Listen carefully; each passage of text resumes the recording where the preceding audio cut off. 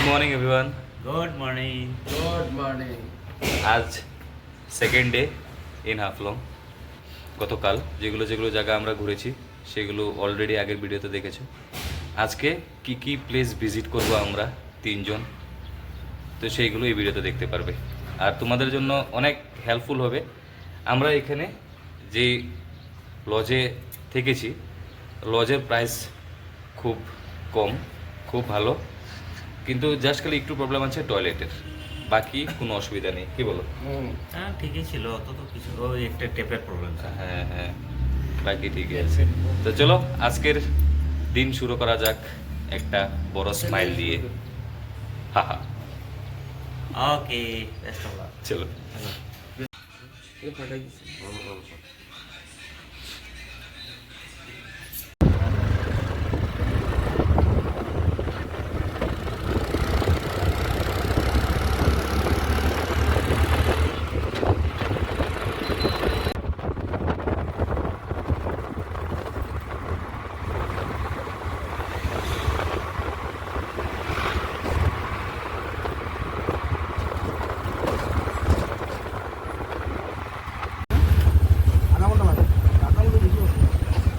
ওরা আবার ভালো রাস্তায় মানে আমার মানে একদম লাখ কত রুমি মানে আমার সেই যে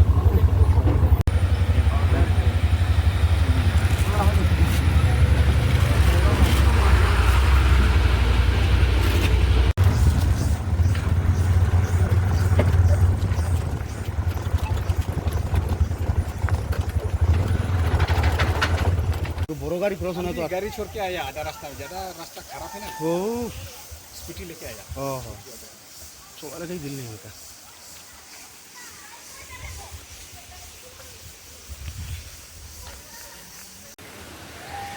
তো আজ সকাল সকাল বেরিয়ে আমাদের ফার্স্ট যেটা ট্যুরিস্ট প্লেস ওটা হলো ওয়াটারফল।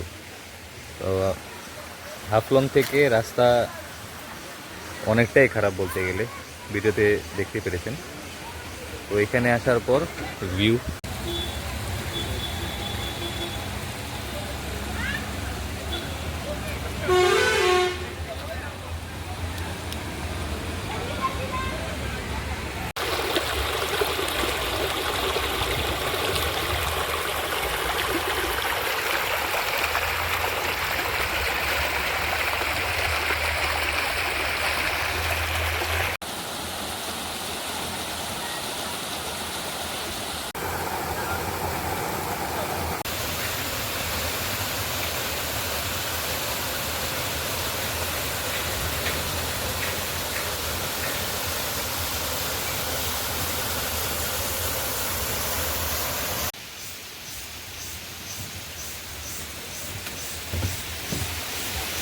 ওয়াটারফলে এখন জল কম, সামার সিজনে জল বেশি থাকবে, তখন দেখতে আরও সুন্দর লাগবে।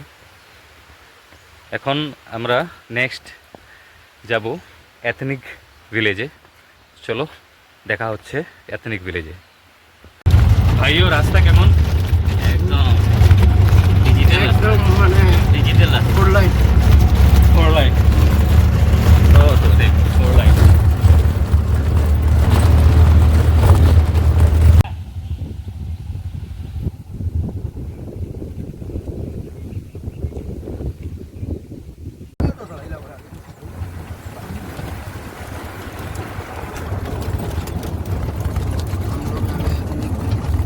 यही विलेज আমরা যাচ্ছি এথনিক খাওয়া দাওয়ার ভিলেজে। জায়গা আছে खावा दावा ना चलो यही चला না না এমনি ঠিক আর কি किच्छु ना আই লাভ ডিমা আছে নো নাই পরে কিচ্ছু না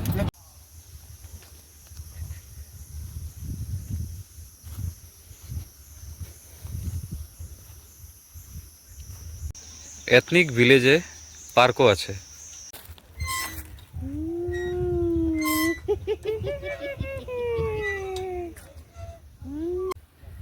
এথনিক ভিলেজে ঢুকতেই সবচেয়ে প্রথমে ব্যাম্বো দিয়ে সুন্দর করে উপরে ছাদ দিয়ে একটি ঘর বানানো আছে, ভিতরে যাব পরে। আর আমরা যদি এখানে দেখি একটি পাথরের উপরে বানানো আছে ঘর, আর এখানে আমরা দেখতে পাচ্ছি কুকি কটেজ আর কুকি রিপ্রেজেন্টেশনের জন্য একটি মূর্তি আছে। সাইডে যদি যাই আমরা মার কটেজ,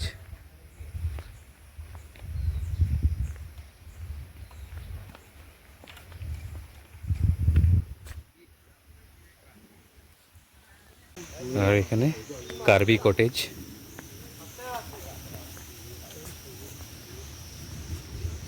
সো ভিতরে কেমন ধরনের, अंदर जा सकते हैं ना दादा?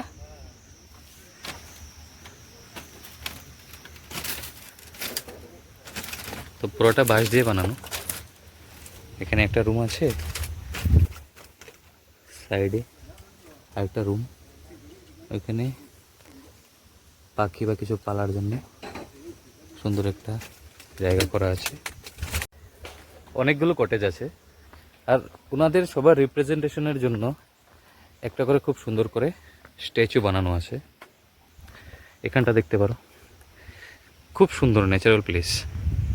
হাওয়া বইছে, গরম আছে কিন্তু গরম বেশি ফিল হচ্ছে না। भाई लोग रंगमई कॉटेज घूम के आते हैं। যাও।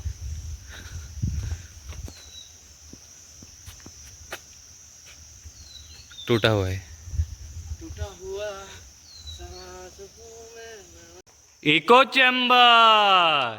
तू ही है मुझको बता दे, चाहूँ मैं या ना, अपने को दिल का पता दे, चाहूँ मैं या ना।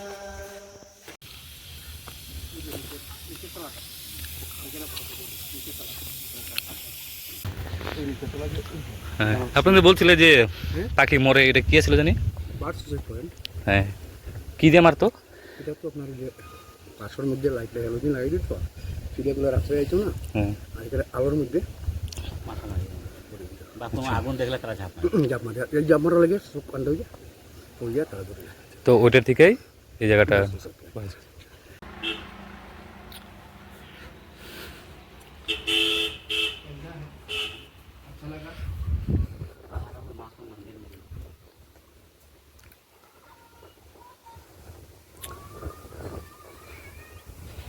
जो बर्ड सुसाइड पॉइंट है आप लोगों का, एक जटिंगा में जो है, मतलब वो बर्ड्स और थोड़ा थोड़ा क्लाउडी रहना चाहिए, पानी गिरेगा और आगुन के पास में वो लोग सुसाइड करते हैं।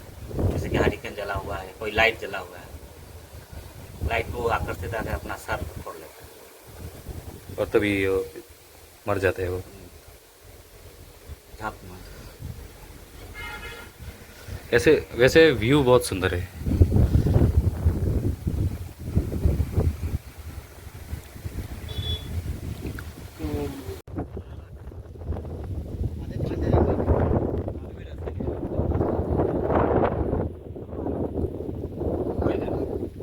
হাফলংয়ের সবচেয়ে ফেমাস ট্যুরিস্ট স্পট যেটা আই লাভ ডিমা হাসাও।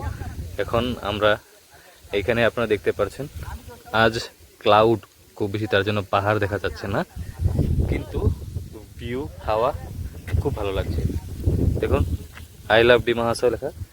আমরা এখান দিয়ে উঠেছি, এখানে খুব সুন্দর ভিউ দেখা যায়, ফটো ক্লিকের জন্য খুবই সুন্দর হয়। আর এখানে আই থিঙ্ক রেস্টুরেন্ট বন্ধ, এখন বন্ধ আছে। আর এই দিকটাতে মন্দির আছে, এখানে কিছু বানানো হচ্ছে। আর সামনে যদি আমরা দেখি তাহলে ওই দিকটাতে টাউন দেখা যাচ্ছে, কিন্তু আজ একদম ক্লিয়ার নেই, তার জন্য ফটো কিন্তু সুন্দর আসছে না, আর আপনারাও অত সুন্দর দেখতে পাচ্ছেন না, বাট খুব ভালো লাগছে এই জায়গাটা। কি কিছু अरे कैसे बताऊं मैं, तुम मेरे लिए क्या हो, न धनिया हो पुदीना हो, हाँ अच्छा है। अभी मजा आएगा पीलू। মজা তো আর হয় अभी। তা আমরা আই লাভ ডিমা হাসাওয়ে প্রায় 1 ঘন্টার উপরে হলো বসে আছি। 1 ঘন্টা হয়েছে নাকি? 1 ঘন্টার বেশি হয়েছে।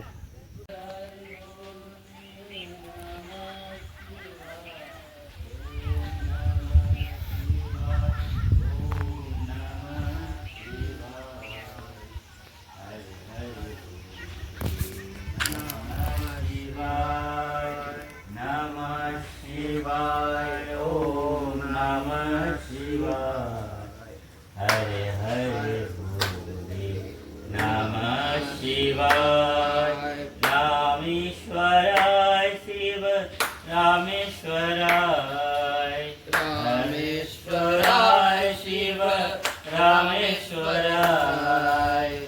हर हर भोले नमः शिवाय।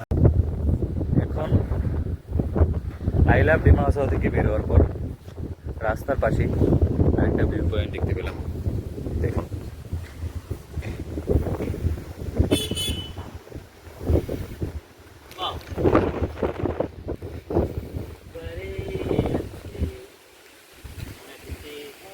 ফগের জন্য অত ক্লিয়ার না, কিন্তু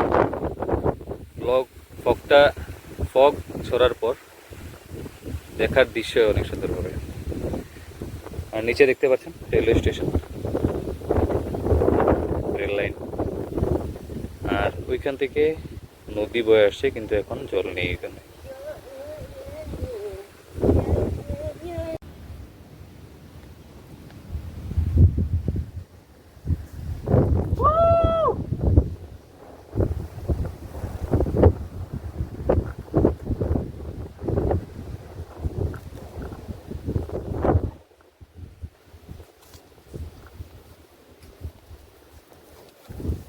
हम लोगों को अभी जाना पड़ेगा।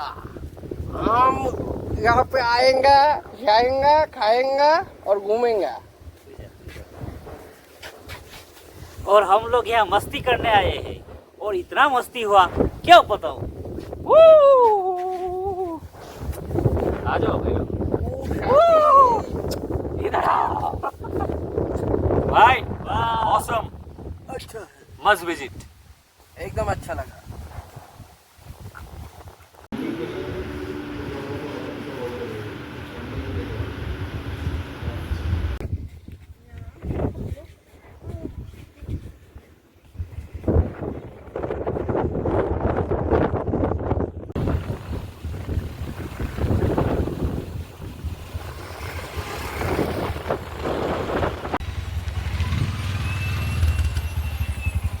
এখন আমরা হাঁটতে হাঁটতে যাচ্ছি সার্কিট হাউসের পথ দিয়ে। হাঁটতে হাঁটতে আমাদের রামেশ্বর দার পা ব্যথা হয়ে গেছে, না হয় নাই, কৃষ্ণ মিত্রর পা ব্যথা হয়ে গেছে, मसल पे মাসেল পেন হয়ে গেছে। নো পেন নো গেন বলে আমি বললাম, তো ও বললো ইয়েস। সার্কিট হাউস,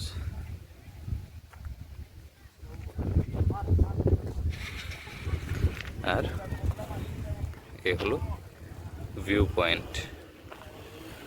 হয়তো হাফলং স্টেশনে পাওয়ার আগে सेल्फी लेता हूँ। सब ফ্লাইওভার।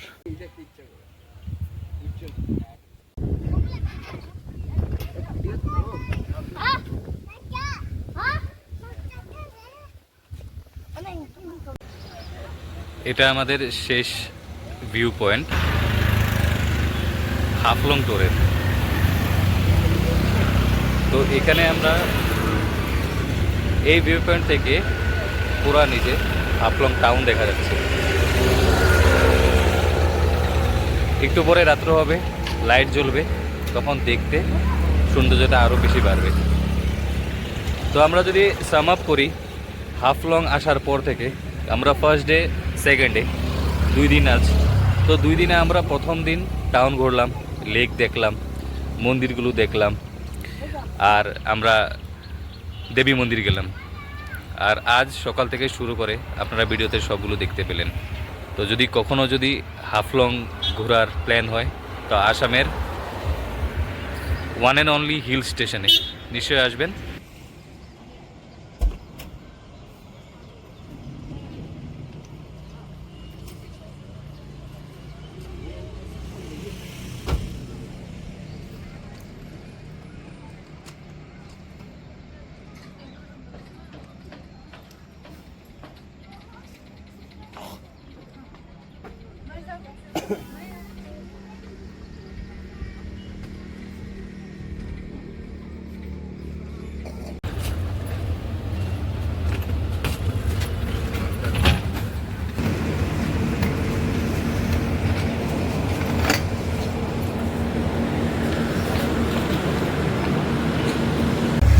রাত এখন 1:30 বাজে।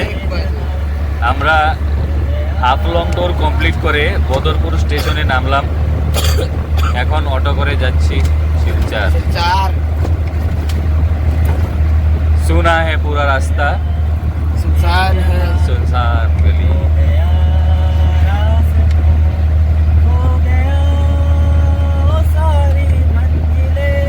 और इसी के साथ हमारा हाफलॉन्ग वाला ब्लॉग खत्म होता है। Bye bye. अरे बाय बाय बोलो। Bye bye.